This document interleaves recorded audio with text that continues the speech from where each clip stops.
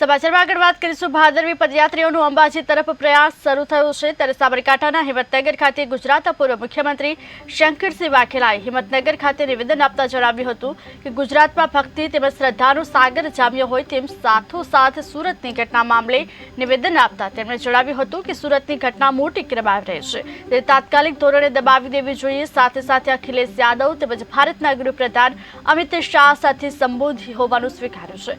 સાબરકાંઠામાંથી પસાર તથા national highway number 48 ઉપર હિંમતનગર નજીક આજે અંબાજી જતા પદયાત્રીઓ માટે છેલ્લા 12 વર્ષથી અવિરત ચાલતા વિસામાની શરૂઆત કરાઈ છે ત્યારે ગુજરાતના પૂર્વ મુખ્યમંત્રી શંકરસિંહ વાઘેલા સહિત કોંગ્રેસના પૂર્વ જગદીશ ઠાકોરે વિશેષ હાજરી આપી હતી, જ્યાં તેમણે પૂજા આરતી કરી સ્થાનિક પદયાત્રીઓ સહિત આયોજકો સાથે બેઠક કરી ગુજરાતના પૂર્વ મુખ્યમંત્રી શંકરસિંહ વાઘેલાએ નિવેદન આપતા જણાવ્યું કે હાલમાં ગુજરાતમાં ચાર તરફ ભક્તિનો સાગર છલકાયો હોય તેમ જૈન સમાજમાં સંવત્સરી ઉજવાય છે। બીજી તરફ ગુજરાતમાં ગણેશ મહોત્સવ અંબાજી મહામેળાની પણ શરૂઆત થઈ છે।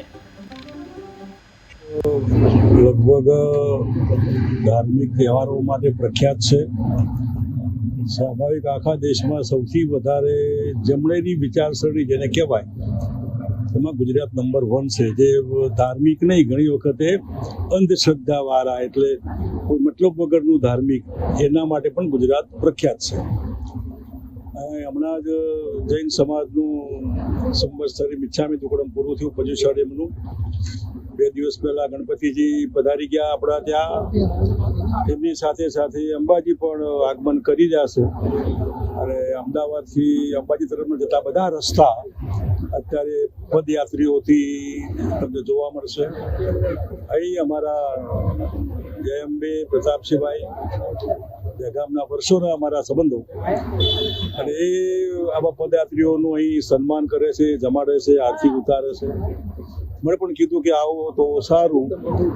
આપણા માજી ધારાસભ્ય અને કોંગ્રેસ પ્રદેશના પ્રમુખ હતા જગદીશભાઈ ઠાકોર પણ આવવાના છે, સારું લાગશે બધા મળશો તો જરૂર એ બાને સાબરકાંઠામાં હિંમતનગરના આંગણે આવવાનું થયું છે। માતાજીની આરતી ઉતારી, માતાજીનો પ્રસાદ લીધો ને તમને આ પ્રસાદ પીરસી રહ્યા છે। મારા તમને જય અંબે। ખાસ કરીને સાહેબ વાત કરવામાં ગઈકાલ રાત્રે સુરતમાં જે ઘટના બની, ખાસ કરીને સામાન્ય ઘટનાઓને મોટું રૂપ આપવામાં આવે છે। કોઈને ખબર ના હોય તો ઘટના આયુ મીડિયામાં તમને ખબર પડી, ક્યારેક નેચરલ બનતું હોય છે એમને જ વગર મતલબનું, એને પછી પોતપોતાના રીતે લોકો ઉછાળતા હોય છે। આવા સમયે આવી વસ્તુ ન ઉછાળાય, કંઈ બન્યું હોય તો આશ્ચર્યને એને ઠંડુ કરી દેવાય, ટાઈટ ન કરાય।